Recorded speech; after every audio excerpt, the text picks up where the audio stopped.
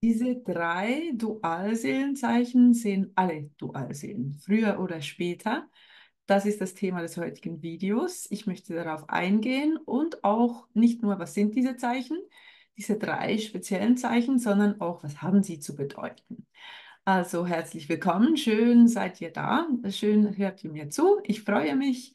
Also wir fangen gleich an mit dem ersten Zeichen. Das erste Zeichen, was ganz oft von allen gesehen wird, sind zum Beispiel 1111, 222, Doppelzahlen, Spiegelzahlen. Ihr schaut dauernd um 13:31 Uhr auf die Uhr oder ihr habt um 14:14 Uhr immer einen Termin, wo ihr dann um Viertel nach startet, aber ihr schaut immer eine Minute früher auf die Uhr. Also alles so Spiegelzahlen, Doppelzahlen. Ich unterscheide die nicht groß, sondern das ist für mich so ein bisschen eine Kategorie. Das 111 oder das 1111, das ist das, was ich so ein bisschen als Anfangssymptom oder Anfangszeichen interpretiere. Das ist oft, wenn man ganz neu ist im Prozess oder ganz neu das Thema Dualseelen kennt oder ganz neu am Erwachen ist und noch nicht so recht weiß, wie einem geschieht. Dann wird ganz oft berichtet, hey, sehe ich überall diese 111. Es ist wirklich gespenstig, ne? Das geht fast von einem Tag auf den anderen, sind da plötzlich diese Doppel- oder wie gesagt auch Spiegelzahlen, aber fast mehr noch anfangs wirklich diese Doppelzahlen. Ich werde in einem zweiten Teil des Videos darauf eingehen, was die Bedeutung ist. Deshalb schön dranbleiben und alles schön zu Ende gucken. Wir kommen jetzt aber gleich schon zum zweiten Zeichen. Das zweite Zeichen oder ein zweites mögliches Symbol oder ja, sozusagen ein Wegweiser, dazu komme ich aber später noch. Das sind, wenn ihr oder du die Dualseele schon kennt oder die Person, von der ihr halt denkt oder fühlt, hey, da ist was, das ist eines mit mir, diese Energie, diese Verbindung, ich kann das nicht kappen, die Liebe ist das, vergeht nicht. Das sind die Initialen des anderen. Also vor- und Nachname, ne? Das sind ja Initialen. Plötzlich ist da auf Nummernschildern oder wo sieht man noch Initialen? Also meistens sind ja Initialen nicht unbedingt Teil eines Wortes, ne? Weil die zwei Buchstaben gar nicht so sehr zueinander passen oder nicht jetzt typisch in einem Wort vorkommen, sondern ist ja wirklich eine Abkürzung. Und das kann man dann in verschiedensten Formen wiederfinden, sei es auf einem Buchungscode oder auf einer Flugnummer oder einer Zugnummer. Was gibt es noch? Irgendwelche Tischindikatoren oder Zeichen in meinem Restaurant. Egal was, ne? So ein bisschen abstrakte Reihenfolgen von Buchstaben, wo das halt vorkommt. Und ihr denkt wirklich, ihr spinnt, weil ihr nicht danach Ausschau haltet. Ihr steht nicht morgens auf und sagt, so, heute will ich seine Initialen überall sehen. Oder heute kann ich keinen klaren Gedanken fassen, ich denke nur an ihn oder sie. Und dann guckt ihr mit dieser rosaroten Wunschbrille auf alles, was euch umgibt und findet da, äh, schlau wie ihr seid, seht ihr überall plötzlich diese Initialen aufpoppen. Nee, es ist überhaupt nicht so. Die scheinen euch wie sagt man, aus dem Himmel zu fallen. Nee, wie sagt man, aus allen Wolken fallt ihr, wenn ihr die seht, weil ihr wirklich so denkt, hey, kneif mich mal, ne? Was geht hier gerade ab? Schon wieder fährt ein Auto durch mit seinen Initialen und mit 1111, gerade in Kombination. Oder ihr habt irgendwo bei Amazon ein Buch bestellt und ihr kriegt eine Bestellbestätigung und da steht Bestellnummer, seine Initialen und vielleicht die Spiegelzahl, wo ihr merkt, ich sehe die dauernd und es ist die auch noch in dieser Bestellung. Also es sind wirklich Dinge, wo ihr es fast nicht glauben könnt, fast nicht nachvollziehen könnt, dass das wirklich so geschieht. Also das Zeichen scheint ganz klar auf diese eine Person zu deuten. Es ist nicht einfach nur, hallo Junge, herzlich willkommen, du bist gerade am Erwachen, ne? Diese Art von Zeichen, sondern wirklich, hey, diese Person, ne? Und das kann einem wirklich ganz schön zusetzen, weil man nicht weiß, bildet man sich das ein oder her, manifestiert man sich die Zeichen irgendwie her? Also man geht schon mit diesem Gedanken an ihn oder sie dauernd durchs Leben und natürlich, weil man ja weiß, wir manifestieren unsere Realität, dann manifestiert man auch diese Zeichen. Wie ist das genau? Aber wie, nochmal, ich gehe dann auf den zweiten Teil, im zweiten Teil auf näher darauf ein, was es für mich ist. Wie immer, ich teile meine Meinung. Ich bin nicht die, die da mich durch die Welt googelt und mir dieses Wissen anliest oder aneignet. Ich gehe von meiner Erfahrung und der meiner Kunden aus oder auch Zuschauer, die Kommentare hinterlassen und lasse das so ein bisschen in mir vertiefen und es entsteht so ein Wissen oder eine Erkenntnis, die ich dann in meinen Videos weitergebe. Deshalb ist auch immer alles mit Vorbehalt zu genießen und ihr sollt in erster Linie immer auf euch selber hören und eure Intuition. Das ist mir nochmal oder mal wieder wichtig anzubringen. Ist vielleicht eine Weile her, dass ich das so ausdrücklich gesagt habe. Genau. Das ist also die zweite Art von Zeichen. Und dann kommen wir auch schon zur dritten Art von Zeichen. Das sind, ne, geht in eine ähnliche Richtung. Das sind Geburtsdaten, euer Geburtsjahr, sein Geburtsjahr, ähm, ihr Geburtsdatum, wenn ihr das denn wisst, euer eigenes, die Kombination davon, egal was. Ne? Ist ähnlich wie die Initialen, aber halt einfach in Buchstaben. Und auch da, es scheint euch von oben oder von wo auch immer diese Zeichen kommen, wo auch immer ihr steht im Prozess, fragt ihr euch das vielleicht so von wegen, hey, ist hier irgendwie versteckte Kamera oder was? Wie in diesem Film Truman Show heißt der, glaube ich, ne? Ist hier irgendwie alles arrangiert und wird jetzt wirklich irgendwie, werden alle Hebel in Bewegung gesetzt, dass jetzt hier gleich noch ein Auto durchfährt mit seinem Geburtsdatum und meinen Initialen und kaum gehe ich irgendwie, was weiß ich, ins Café rein, steht da zu oberst auf dem Menü auch gleich noch sein zweiter Name und mein Nachname in Kombination, habe ich so noch nie gesehen, aber ne, also man könnte echt meinen, es ist irgendwie arrangiert in der Form, weil das so offensichtlich ist und so wirklich oftmals von einem Tag auf den anderen das plötzlich aufploppt. Es gibt auch verschiedene Phasen, ne, wo ihr vielleicht keine Zeichen mehr seht und dann plötzlich kommen die wieder und sind wieder überall. Oder ihr macht eine Sprachnachricht und irgendwie ein Freund auf WhatsApp und sendet das los und guckt nochmal auf dem Display und merkt, wow, mein Geburtsdatum und, ne, oder sein Geburtsdatum, die Länge, ne, ist, was weiß ich, 2.4. oder so, 2 Minuten 04 oder so, sein Geburtsdatum. So, okay, habe ich überhaupt nicht beabsichtigt, ich habe überhaupt nicht auf dem Display geguckt, wo ich die Nachricht aufgenommen habe, aber jetzt spinne ich doch einfach, wo ich sehe, wie lang die geworden ist und es kann doch einfach alles kein Zufall sein, ne? So in dem Stil. Also die drei Arten von Zeichen. Ich sag nicht, dass jeder dauernd jedes Zeichen sieht. Jede Dualseele sieht dauernd all diese Zeichen kombiniert. Aber wie gesagt, es kann Phasen geben, wo ihr eher Initialen, eher 111, eher das Geburtsdatum und solche Späße sieht, seht. Und ja, das, wie gesagt, es gibt auch, kann auch sein, dass ihr mal wieder gar nichts seht und denkt, ah, jetzt hat das alles aufgehört. Zum Glück, es war ja fast ein bisschen spukig, jetzt ist alles vorbei. Oder vielleicht habt ihr mal eine Phase, wo ihr sagt, hey, was soll das alles? Ich bilde mir das ein, das ist gar nicht real. Er oder sie hat mich blockiert, das heißt, das ist gar nicht echt, das kann gar nicht sein. Okay, jetzt bin ich durch mit dem Thema. Und vielleicht habt ihr dann eine Phase, wo ihr keine Zeichen seht, nur damit das dann gleich wieder losgeht und wieder anfängt und wieder da ist, weil es ja euch gently, ne, liebevoll in eine gewisse Richtung pushen will. Und dazu komme ich jetzt, ne, sozusagen, was ist die Bedeutung dieser Zeichen? Ja, ich habe es ja schon angedeutet, mehrfach jetzt auch in diesem Video. Es ist eine Art Wegweiser, es ist eine Art Hinweis für mich, ne?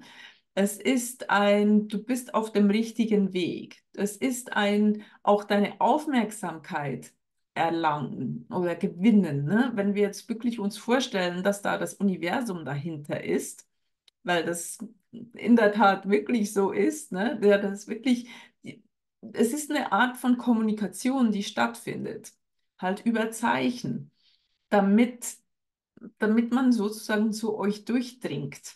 Ne? Also das Ziel ist, hey, wir wollen diesen Menschen hier zum Erwachen bringen, zum Merken, wir existieren. Ich spreche jetzt so ein bisschen die Stimme des Jenseits oder des Universums oder von Gott oder keine Ahnung, das wirklich so, ne, euch im Blick hat und bei euch ist in Form von Energie, aber auch von Aufmerksamkeit und versucht euch sozusagen ähm, wach zu kriegen oder wach zu rütteln.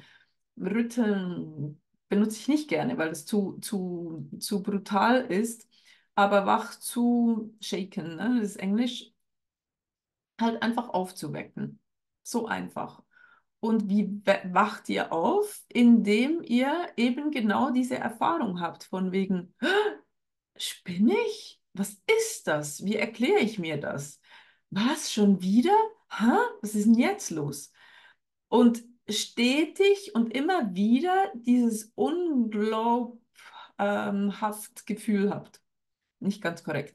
Ich kann echt, es tut mir leid, ich kann teilweise nicht mehr Deutsch. Ich spreche es nicht oft. Auf jeden Fall ist da etwas, was euch zum Innehalten bewegt, zum Pausieren, wenn man so will, zum Nachdenken, zum Infragestellen. All das wird erreicht durch diese Zeichen. Also ist das sozusagen der tiefere Sinn dahinter? Das ist jetzt mal völlig losgelöst von, wer ist eure Dualseele? Ne? Sind es natürlich, wenn das seine oder ihre Initialen sind, okay, hat das noch mal eine andere Bedeutung.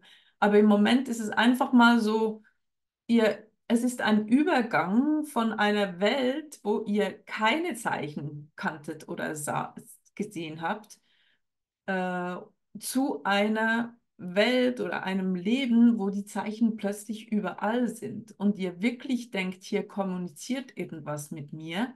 Und was ist das und was soll das?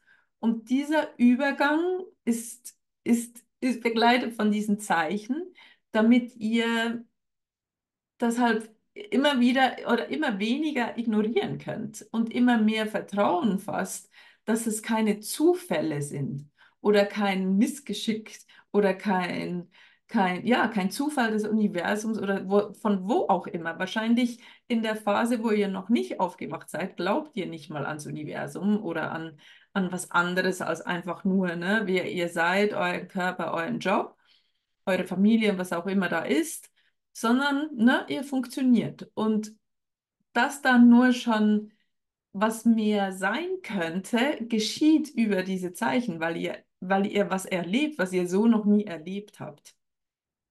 Also das ist für mich so ein bisschen die erste Funktion der Zeichen, euch so ein bisschen aufzuschrecken, liebevoll, ne? So, ah, ne? Und ja. Genau, das ist die erste Funktion. Eine zweite Funktion ist dann wirklich auch konkret auf Dualseelen hin. Das kann sein, hey, das ist diese Person, wo du eigentlich im Herzen weißt, es ist diese Person, mit der du diese ewige Verbindung hast in bedingungsloser Liebe. Das heißt nicht, dass ihr stalken sollt oder sie zwingen sollt, mit euch zusammen zu sein oder alles macht, um mit ihr zusammen zu sein. All das, das sind Phasen, die lasst ihr irgendwann hinter euch, weil das nicht der Weg ist. Darum geht es nicht. Respektive es ist der Weg, dass man das eine Zeit lang macht und dann aber einsieht, ah nee, es geht um was anderes, es geht um mich. Aber das kann schon diese Hinweise sein von wegen, hey, du weißt doch genau, dass es diese Person ist.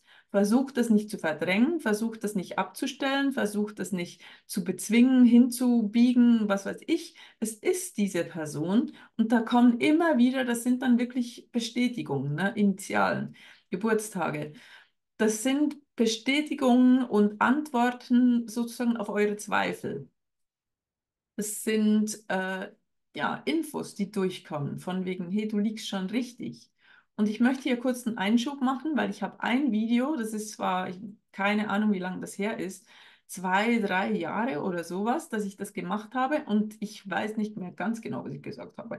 Aber ich kriege immer noch regelmäßig Kommentare darauf von Leuten, die immens verwirrt sind über das Video oder vom Video, weil ich 7 Punkte liste, wie sich eine falsche Dualseele anfühlt. Und falsche Dualseele meine ich, dass ihr von der falschen Person denkt, dass sie eure Dualseele ist. Und dann sind diese 6 Punkte oder 7 Punkte eigentlich identisch mit dem, was ihr fühlt oder durchmacht, wenn es die richtige Dualseele ist.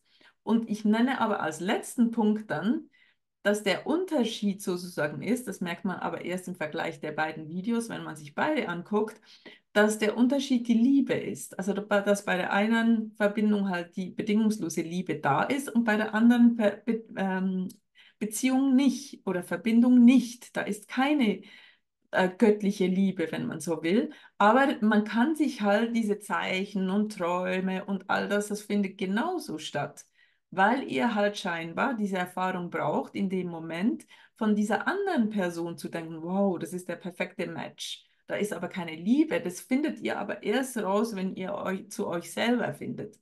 Also ich will nur sagen, dass diese Zeichen, es ist nicht für bare Münzen zu nehmen, wenn ihr dauernd seine Initialen sieht, von wegen, das muss er sein. Es kann auch sein, dass es so eine Art Lebensabschnitts-Dualseele ist. Oh Gott, ihr werdet mich zerreißen für diesen Ausdruck. Ich spüre es schon kommen. Ich meine, es gibt eine Dualseele und die bleibt das Leben lang dieselbe. Ich meine nur, dass ihr im Glauben seid, dass es diese sozusagen falsche Person ist, die es eben nicht ist, weil das einen Zweck erfüllt, weil ihr nämlich noch irgendwas zu heilen habt. Und indem ihr auf diese Person hingewiesen werdet, nämlich dass es die ist, obwohl sie es nicht ist, heilt ihr diese Dinge, nämlich dass ihr nicht geliebt werdet und ihr das aber gar nicht checkt, weil ihr gar nicht wisst, was Liebe ist. Aber dann, indem ihr mehr und mehr durch die innere Arbeit, spirituelle Arbeit, Heilarbeit zu euch findet, fangt ihr an, die Wahrheit zu sehen. Ach, wow, da ist ja gar keine Liebe. Also von beiden Seiten nicht. Ne? Von eurer Seite kann es eine Obsession sein oder ein nicht loslassen wollen, unglücklich verliebt, wie auch immer man das nennen will. Aber von der anderen Seite, ja, von beiden Seiten ist da keine Liebe. Aber wie gesagt, das ist so, ne, wenn ihr Initialen oder Geburtstaten seht, ist es wirklich auch ein Hinweis, hey, du weißt doch, die und die Person ist deine Dualseele. Inklusive der Klammerbemerkung, die ich gerade gemacht habe. Ihr seid ja schlau genug, das einzuordnen, wie ich das meine. Genau. Und genau, insgesamt sind für mich Zeichen einfach, also einfach, ja, einfach oder komplex. Äh, Diese Wegweiser, diese Hinweise, mir kommt es auch immer wie so vor, wie so Hänsel und Gretel, ne? Die da, die Brotstücke, war das Hänsel und Gretel? Ja, natürlich. Das war nicht Rapunzel, der eingesperrt war im Hühnerstall. Nee, das ist so lange her. Ne? Der Herr, nee, der spricht ja Englisch, der versteht mich gar nicht aktuell. Egal. Es sind wie so die Brotstücke, ne? Die so ist, ja, wie so Schnitzeljagd, sagt ihr das? Ja, auf Schweizerdeutsch sagen wir das. Früher, ne? Wenn man irgendwie wen suchen gehen musste, der sich versteckt hat und der hat so weiße Steine gelegt, ist es ja, glaube ich, bei Hänsel und Gretel. Und was kann man mit Papierfetzen machen? Heute darf man das wahrscheinlich nicht mehr, weil das ist Littering. Das darf man nicht. Man darf nicht die Umwelt verschmutzen. Also macht man das irgendwie anders. Aber es ist einfach so, hey, hier geht's lang, hier geht's lang, hier geht's lang.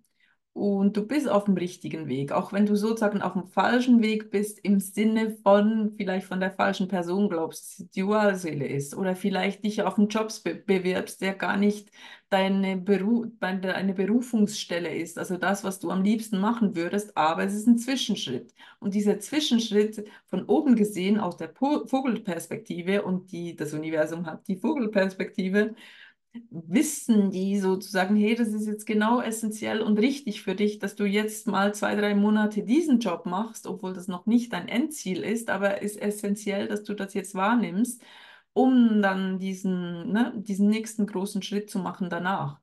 Also können Zeichen sein von wegen, hey, es ist das Richtige. Und ja, ultimativ geht es darum, zu vertrauen, diesen Zeichen zu vertrauen, natürlich immer nach eurem Gefühl, von wegen, ist es ein Zeichen, stimmt das so? Und dann auch ja, ihnen zu folgen und loszulassen, dass ihr denkt, ich bin crazy oder ich bin hier wohl oder das ist alles, das ist gar nicht, es geht nicht mit rechten Dingen zu, sondern halt ins Bewusstsein kommt von wegen, ja, es ist eine Form von Kommunikation, die von oben stattfindet, die mich führt. Und ich bin dankbar dafür. Und idealerweise, irgendwann kommt ihr an einen Punkt, wo ihr euch freut über jedes Zeichen, über jede initialen Geburtsdaten, Hinweise, Spiegelzahlen. Es ist einfach so, hey, ja, da ist wer, der kommuniziert mit mir. Und damit meine ich nicht die Dualseele. Das ist nochmal ein anderes Kapitel, ne? Telepathie und ständige Kommunikation, auch wenn da keine Nachrichten per WhatsApp fließen, sondern in anderer Form das dauernd stattfindet, der Austausch. Aber hier geht es jetzt wirklich um diese Kommunikation von oben. Äh, und auch dieses Gefühl, das daraus entstehen kann, dass ihr nicht alleine seid und dass ihr nicht verloren seid auf dem Weg, sondern dass ihr eben begleitet werdet und dass man euch sieht. Man nimmt euch wahr und begleitet euch möglichst liebevoll und pusht euch möglichst liebevoll in die richtige Richtung, in die Richtung, wo Frieden und Glück für euch wartet, wenn man so will. Das müsst ihr euch oder dürft ihr euch erarbeiten, erobern auch, holen, aber es ist für euch vorgesehen. Und so würde ich sagen, kann man mit diesen Zeichen umgehen, sie dankbar annehmen, ihnen danken folgen und ja, auch wenn es um die Dualseele geht, es als Bestätigung sehen, immer und immer wieder. Ach so, es ist diese Person. Ah ja, ich täusche mich doch nicht. Ah, es hat kurz für einen Monat so ausgesehen, als wäre es nicht oder sie. Ich habe mich auch völlig gelöst davon, dass es er oder sie sein muss. Das ist auch ganz wichtig. Ich habe mich vielleicht sogar ne, rechts und links umgesehen und das wirklich losgelassen, aber da kommen die Zeichen wieder. Ist ja auch eine schöne Bestätigung, wenn ihr so im Loslassen und in der Freiheit sein könnt und trotzdem immer wieder dieses innere Wissen, das ihr im Herzen tragt, bestätigt kriegt und ja, die Bestätigung dafür kriegt, ja, wie ich gesagt habe. Gut, das ist das, was ich heute teilen wollte. Ich habe es mal wieder frei fließen lassen, die 3 Zeichen. Ich hoffe, ihr habt euch gefreut und ich freue mich auf eure netten Kommentare. Und wenn ich euch sonst irgendwie helfen kann, mache ich das gerne und sage Tschüss bis zum nächsten Video. Bis bald.